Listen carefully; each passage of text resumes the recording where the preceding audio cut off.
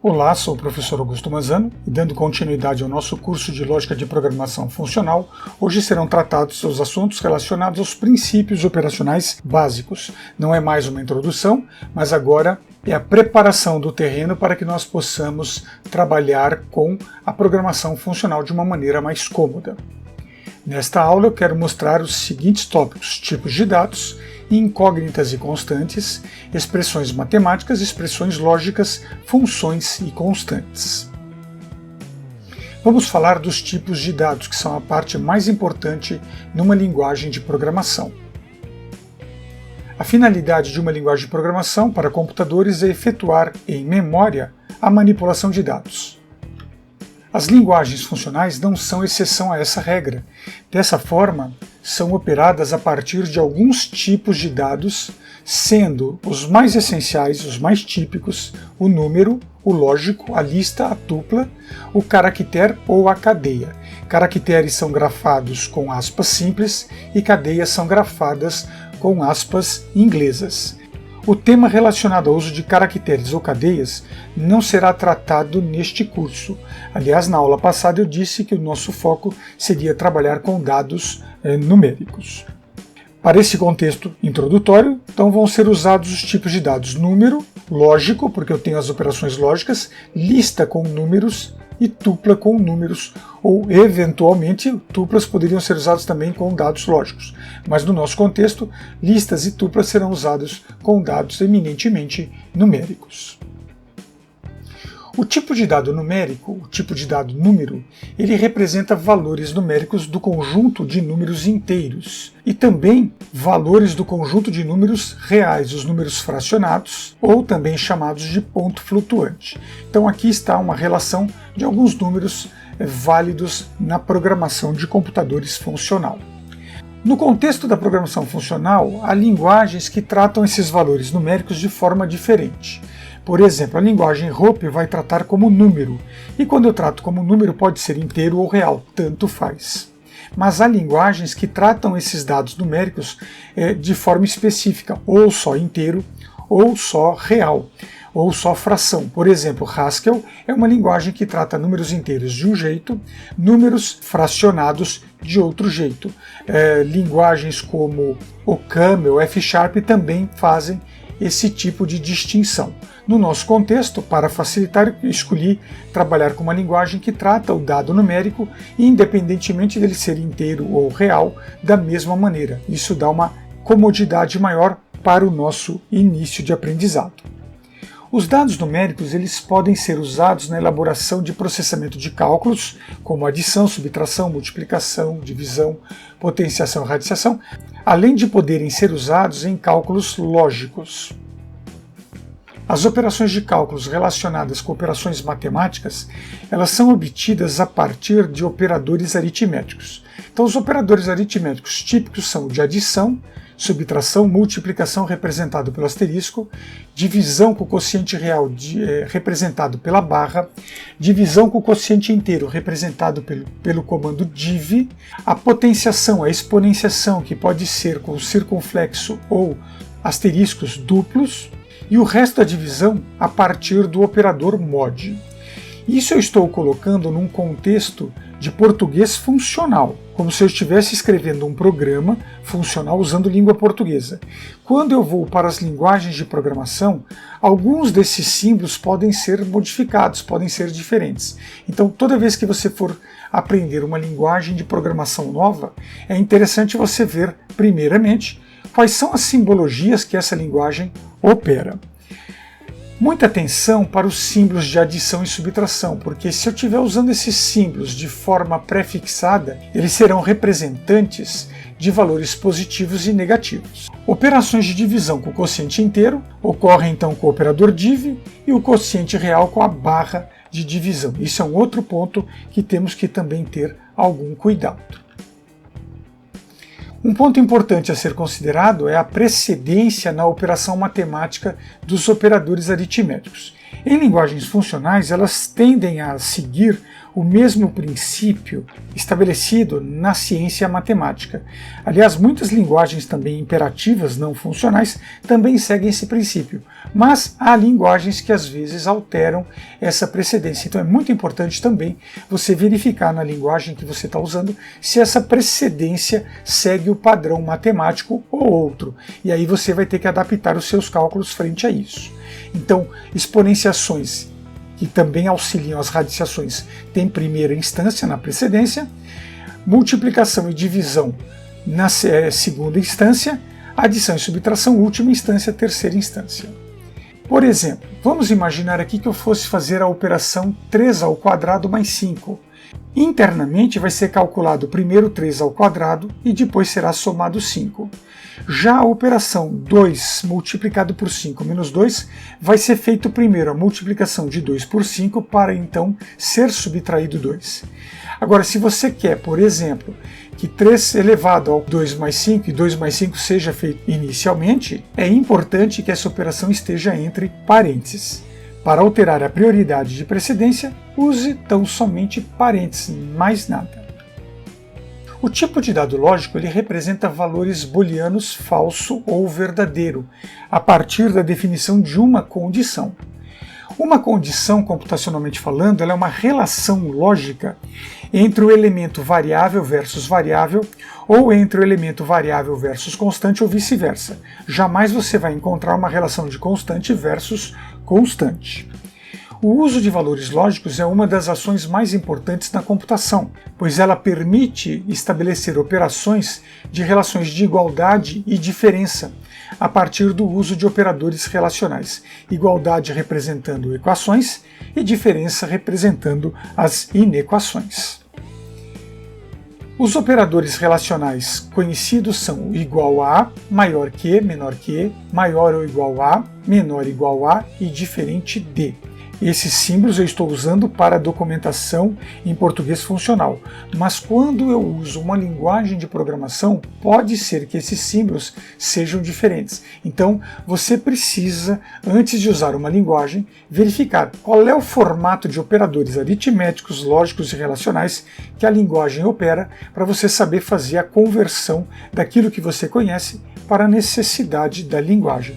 Por exemplo, a linguagem ROP trabalha com alguns símbolos diferentes, para o diferente de e para o menor ou igual a. Os demais símbolos nessa linguagem são os mesmos. Outro detalhe são os operadores lógicos de conjunção, que é o e, de disjunção inclusiva, o ou, e o de negação, que é o não, sempre em português funcional, grafados entre pontos, para eventualmente diferenciá-los de uma possível variável chamada e ou não.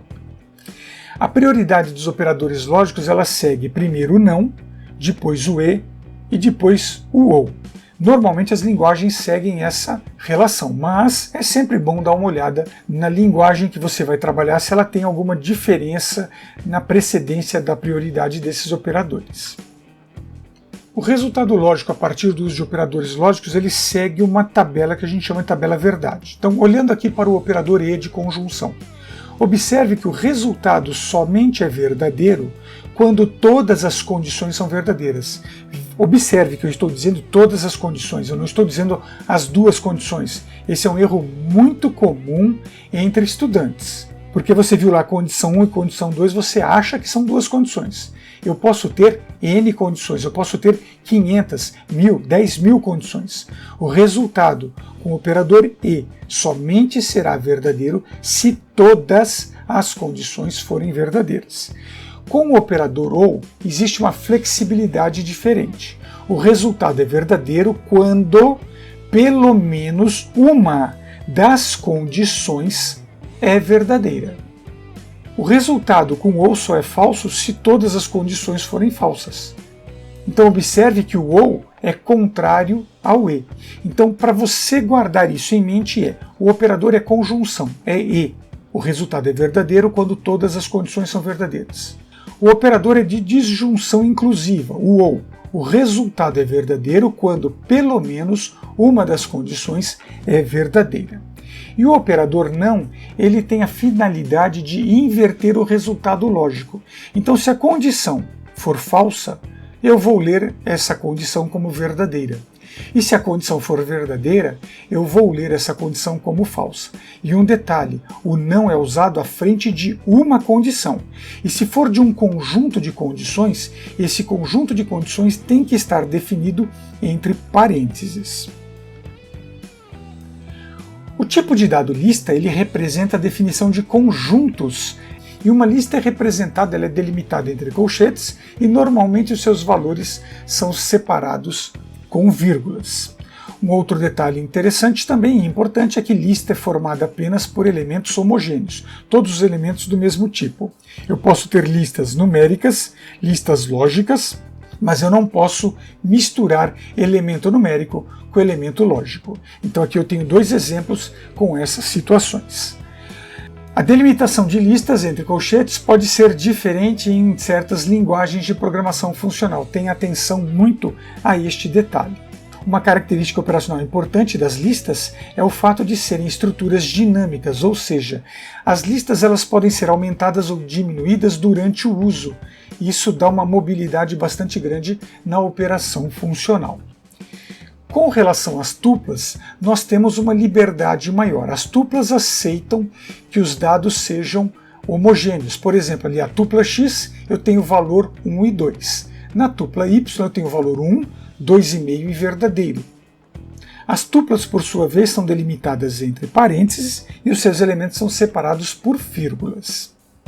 No entanto, a tupla tem uma característica, ela é uma estrutura estática.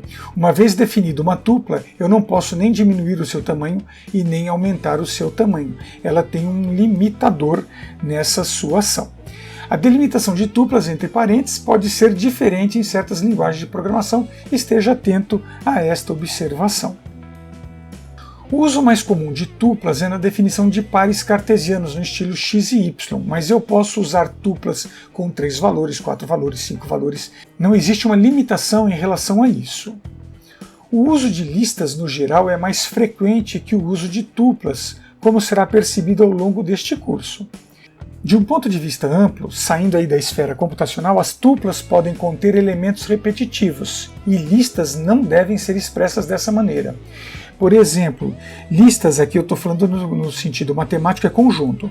Num conjunto, se houver valores repetidos, eu considero que o elemento repetido é o mesmo elemento. Dentro de um computador, as listas e tuplas aceitam valores repetidos. Até aí, tupla está dentro do contexto matemático, mas a lista foge do contexto matemático. Então é muito importante ter esta atenção, e quando eu for trabalhar com listas para representar valores matemáticos, eu devo então evitar em listas valores que sejam valores repetidos. Os elementos de uma tupla são definidos na ordem em que são estabelecidos. Ou seja, definir um elemento numa tupla, a ordem que eu deixei os elementos é a ordem que vai ficar. Eu não posso nem mudar esses valores de posição. Isso porque as tuplas são estruturas estáticas. Em contrapartida, os elementos de uma lista podem ser apresentados em uma disposição diferente de sua definição. Podem ser classificados crescente e decrescente, podem ser colocados os ímpares na frente dos pares, você escolhe. As listas são dinâmicas, então elas permitem essa mobilidade maior. No contexto deste curso, tanto tuplas como listas vão ser usadas com dados numéricos.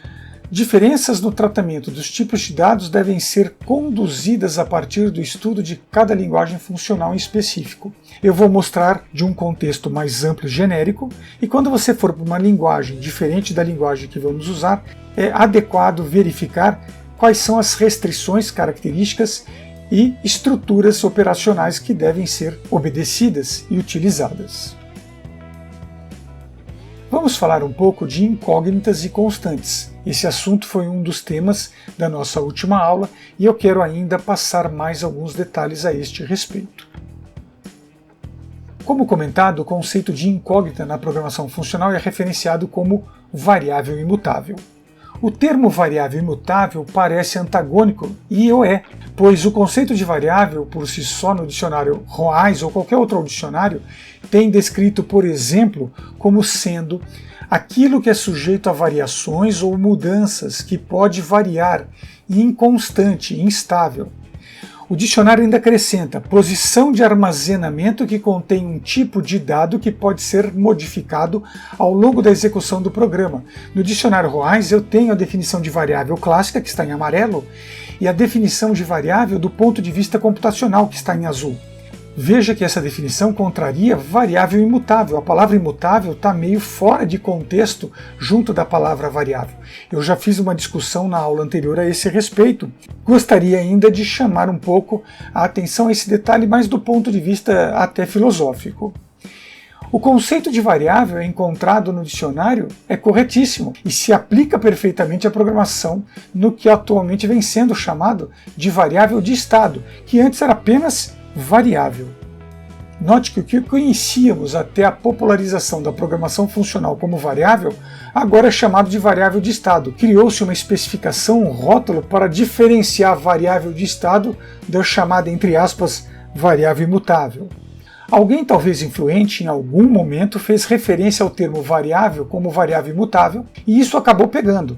Isso fez com que ocorresse um inconveniente linguístico que nós estamos presenciando. Na tentativa de explicar imutabilidade de dados, fez a infeliz comparação de um dado armazenado nesta condição como se fosse dado armazenado em variáveis. Então, por exemplo, a imutabilidade da programação funcional é um conceito. Eu vou ter ali uma posição de memória que vai receber um valor, a partir da recepção desse valor, esse valor não é alterado. Isso deveria ser chamado de incógnita, mas está sendo chamado de variável imutável. E se não conseguirmos mudar essa terminologia, nós vamos ter que conviver com essa terminologia para o resto das nossas vidas. Então alguém errou e o erro propagou. Agora fica esse inconveniente e o absurdo de chamar uma variável de imutável. Vai fazer o quê? Como dizia meu pai, são coisas que dar-se-ão na vida de um cidadão. Já que estamos falando em incógnitas, é conveniente ver seu significado no dicionário também. E o dicionário diz assim: aquilo que se desconhece se busca saber. E na área de matemática ele dá a seguinte rúbrica, a seguinte explicação: grandeza ser determinada na solução de uma equação, de um problema, simbolicamente o x. X é igual a A mais B. X é uma incógnita. A e B também são incógnitas. Então nada mais justo do que usar o termo incógnita para representar as variáveis que estão sendo chamadas de variáveis imutáveis. Fica aqui esta observação. Observando-se os conceitos naturais de variável e incógnita, teria sido natural inferir que os valores definidos a uma posição de memória na programação funcional se assemelhariam a incógnitas e não a variáveis, evitando-se assim o termo variável imutável. O que se desconhece e procura-se saber não é necessário ser modificado após seu conhecimento. Então é o seguinte, se eu estou buscando conhecimento, eu adquiro conhecimento. Se eu tenho dúvida, eu tenho que perguntar, eu tenho que pesquisar, eu tenho que buscar. Na medida em que eu busco, pergunto, procuro e conheço, aprendo, não é mais necessário eu modificar absolutamente nada sobre o conhecimento. Quando eu não sei o nome das coisas, eu acabo dando um nome se eu não for buscar o nome correto dessas coisas. E o nome que eu dei, eu vou passar para outro, e assim sucessivamente. E é isso que aconteceu com o termo variável imutável. O uso de incógnitas na forma de variáveis imutáveis, vamos assim manter, e constantes, está diretamente relacionado à programação funcional no que tange à definição de fórmulas, equações e inequações. E isso tudo é representado na forma de expressões. Uma expressão, de um modo geral, ela é uma forma de externar relações entre quantidades. E isso tem o sentido de fornecer para nós informações que sejam concisas e também relevantes. Do ponto de vista matemático, uma expressão ela é a definição de um modelo baseado em símbolos e regras a partir de certa linguagem lógica. As variáveis imutáveis, substitutas naturais das incógnitas, existentes nas expressões matemáticas da programação funcional, podem ser as portas de entrada para a definição de argumentos em funções ou serem os elementos que recebem a asserção de valores. Do ponto de vista da programação funcional, uma variável é uma entidade de armazenamento que opera estritamente com a definição de valores imutáveis após suas definições. As constantes são valores naturalmente imutáveis, que equilibram as operações das expressões matemáticas, podendo ser definidos de dois modos: direto, que é uma maneira explícita, ou indireto, implícito. Por exemplo, se eu tenho uma linguagem funcional e escrevo nessa linguagem π e aciono Enter, e ao escrever π e após acionar Enter, se for retornado o valor 3.14159, seja lá quantas casas decimais tiver, essa é uma constante indireta, implícita. Ela está definida dentro da linguagem. Se eu escrever a palavra π, acionar Enter e retornar uma mensagem de erro, significa que essa linguagem não tem a constante π definida de forma implícita. Aí eu mesmo posso definir manualmente essa constante, e aí neste caso vai ser uma constante definida por mim, de forma direta, de forma explícita. Vamos falar agora sobre expressões matemáticas. Expressões matemáticas são formadas pelo uso de expressões aritméticas e ou algébricas. Essas expressões elas são definidas pelo relacionamento entre variáveis, constantes diretas e indiretas, acompanhadas de operadores aritméticos. Por exemplo, a expressão matemática x é igual, abre chaves, 43 vezes, abre colchete, 55 dividido, abre parênteses, 30 mais 2, fecha parênteses, fecha colchete, fecha chaves. Computacionalmente ela será escrita somente com parênteses, porque chaves e colchetes eles não têm valor operacional para cálculo. O valor deles é para outras operações numa linguagem. Então eles não são usados nas operações matemáticas. Então essas operações elas devem ser adaptadas para serem usadas dentro do universo computacional. Então note que os símbolos de chaves, colchetes e parênteses são substituídos pelos símbolos de parênteses. Chaves e colchetes não possuem nenhum valor para a efetivação de operações matemáticas em computadores. Vamos agora falar um pouco sobre expressões lógicas. As expressões lógicas elas são definidas a partir do uso de variáveis e constantes aplicadas em conjuntos com operadores relacionais e ou operadores lógicos. Os resultados de uma expressão lógica são valores falso ou verdadeiro, que são obtidos a partir de definições de sentenças que podemos chamar de proposições. Considere para o cálculo lógico a seguinte expressão, por exemplo, 7 é maior que 8 e 5 é menor que 4 ou 2 é menor que 3, o resultado dessa expressão é verdadeiro. Se eu perguntar aqui 7 é maior que 8, eu vou ter um resultado falso. 5 é menor que 4 é falso. 2 é menor que 3 é verdadeiro. Mas veja que nós temos o e e o ou. Quando eu tenho o operador e, a prioridade é dele. Então eu tenho que resolver primeiro o que está entre o operador e. Depois eu resolvo o que está entre o operador ou. Então 7 é maior que 8 é falso. E 5 é menor que 4 é falso.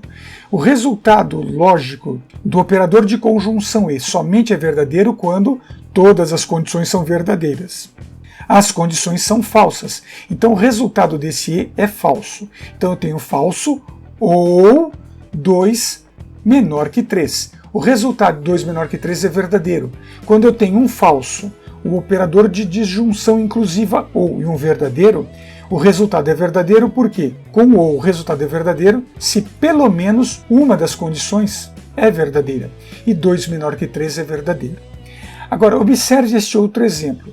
7 maior que 8 e, abre parênteses, 5 menor que 4 ou 2 menor que 3, fecha parênteses. Esse resultado é falso, porque como eu coloquei parênteses, eu vou ter que verificar primeiro o ou.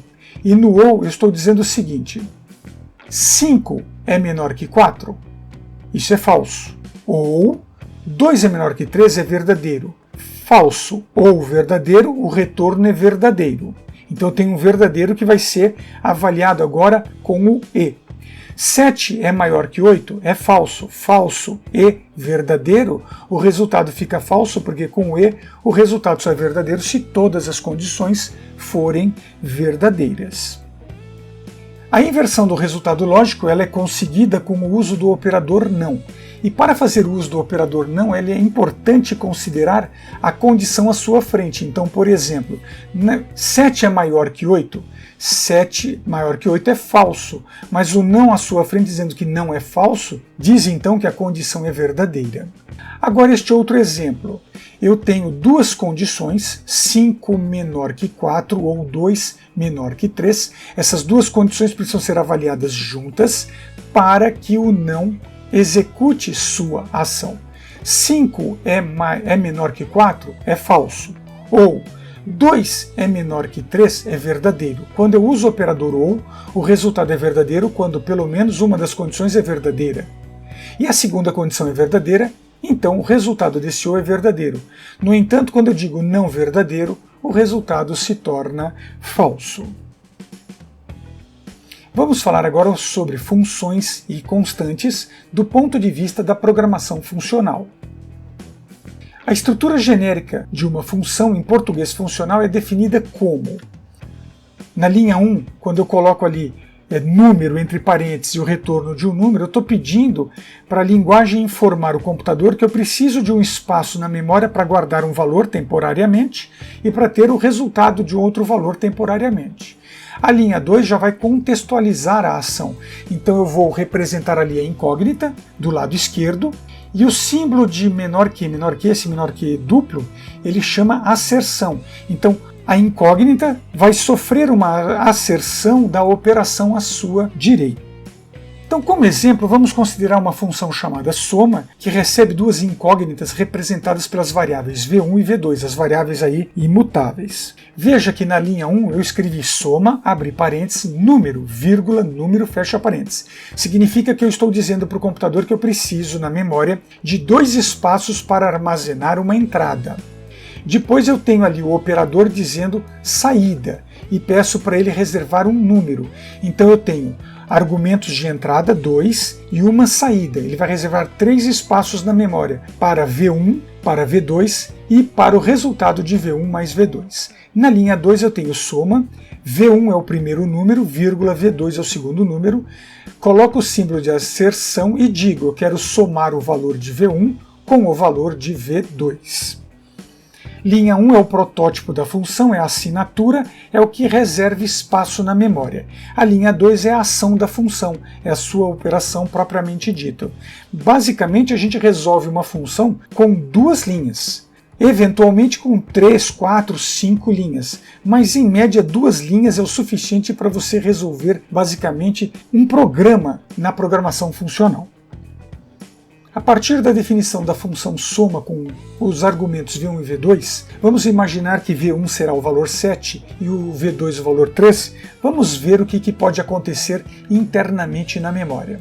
Primeiramente, ele soma número, vírgula, número, retorna número, é a assinatura da função. Estabelecendo a operação de v1 mais v2, vai pegar os valores, soma 7,3, e após executar essa operação, o valor 7 vai ser colocado em v1, o valor 3 vai ser colocado em v2. Quando v1 fizer mais v2, isso vai equivaler à soma 10, e o retorno de 10 é então devolvido para o usuário após a efetivação dessa operação. Vejamos agora como fazer a definição de constantes. Em português funcional, eu posso definir uma constante com o comando const. Const x, ali underline pi, const x underline e. No pi eu estou colocando o valor 3.14159, estou usando só 5 casas decimais, não vou precisar de mais. E o exponencial 2.71828, também com 5 posições decimais. Pode ser que a linguagem de programação que você está usando tenha pi e exponencial já definidos internamente, mas pode ser que não tenha, como é o caso da linguagem ROP. E nesse caso eu tenho que fazer a definição direta dessas constantes. É importante também ter em mente que aqui eu estou mostrando como definir uma constante do ponto de vista do português funcional, na folha de papel, não no computador. E quando eu vou para a linguagem de programação, as formas de definir constantes podem ser diferentes. E o mais interessante é que uma constante ela é definida como se fosse uma função nas linguagens funcionais. Para a realização desta aula eu usei o modelo Matrix do site fppt.com. Obrigado por sua atenção, seu apoio. Até a próxima aula. Um grande abraço.